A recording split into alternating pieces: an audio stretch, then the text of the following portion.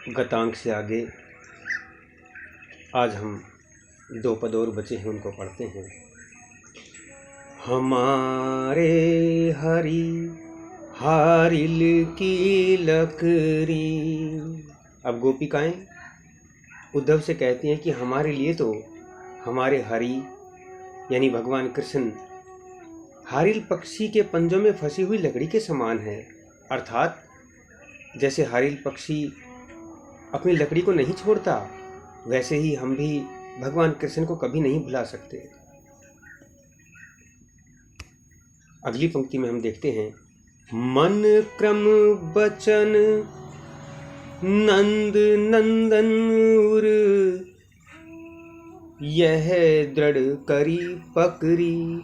हमने तो मन से, क्रम से और वचन से केवल नंद के पुत्र अर्थात कृष्ण को ही अपने हृदय में बसा रखा है और यही हठ, यही जिद मन में पकड़ रखी है। उनके अलावा हम किसी और से प्रेम नहीं करती, किसी और को नहीं चाहती हैं।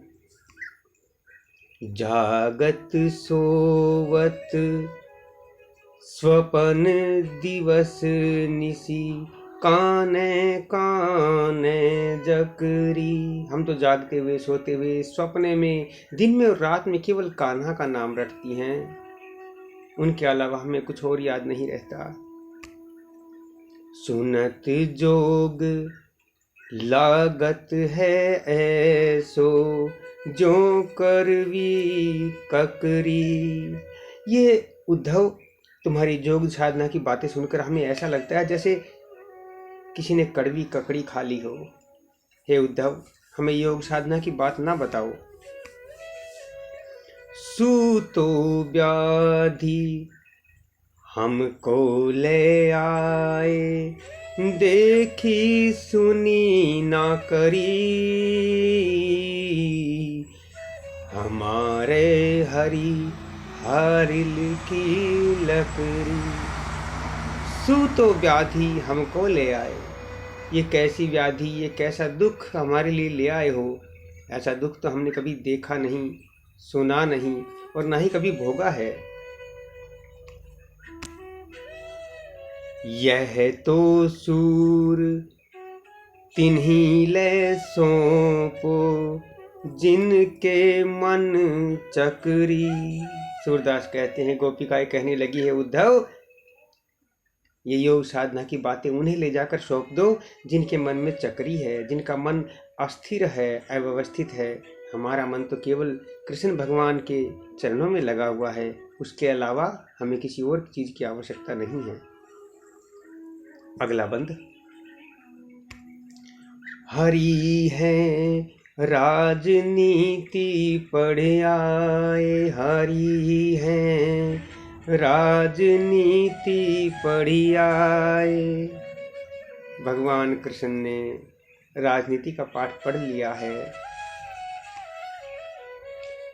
समझी बात कहत मधुकर के, समाचार सब पाए, हारी है राजनीति पढ़ आए।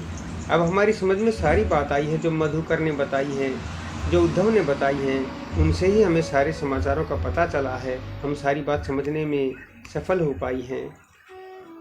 एक अति चतुर होते पहले ही, अब गुरु ग्रंथ पढ़ाए, हरि है राजनीति पढ़ आए।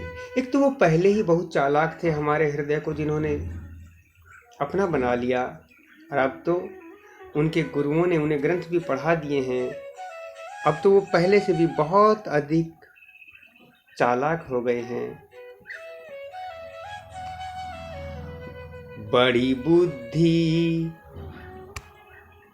जानी जो उनकी, जोग संदेश पठाए, हरि हैं राजनीति पढ़ आए। लगता है उनकी बुद्धि बहुत अधिक बढ़ गई है और बहुत अधिक ज्ञानवान हो गए हैं, जो हम गोपिकाओं के पास भी योग का संदेश भिजवा रहे हैं। उद्धव भले लोग आगे के, परहित डोलत धाये। हे उद्धव, पहले के लोग बहुत भले थे। वो तो परहित के लिए, दूसरों की भलाई के लिए भागते घूमते थे, किसी भी प्रकार उनका भला करना चाहते थे। अब अपने मन फेर पाई हैं, चलत जुहते चुराए। हे उद्धव, हमें इतना समझा दो, हम उस मन को फिर से कैसे पालें जो चलते हुए भगवान कृष्ण अपने साथ ले गए, जो उन्होंने हमारे हृदय को चुराकर और यहाँ से जाना हुआ। उस मन को हम वापस कैसे ले लें? ते क्यों अनीति करे आपुन, जे और अनीति छुड़ाए। हरि हैं राजनीति पढ़ आए।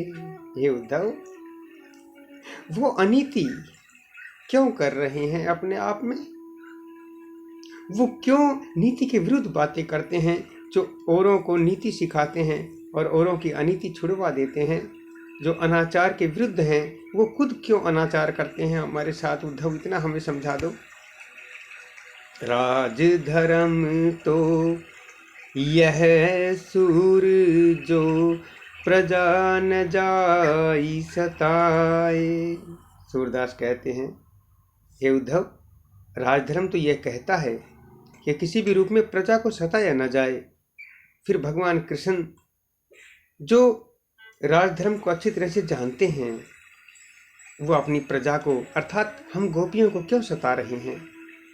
उन्हें भी ऐसा करके राजधर्म का विरुद्ध कार्य नहीं करना चाहिए, अर्थात उन्हें हमें समझना चाहिए और उन्हें दर्शन देने के लिए यहाँ आना चाहिए।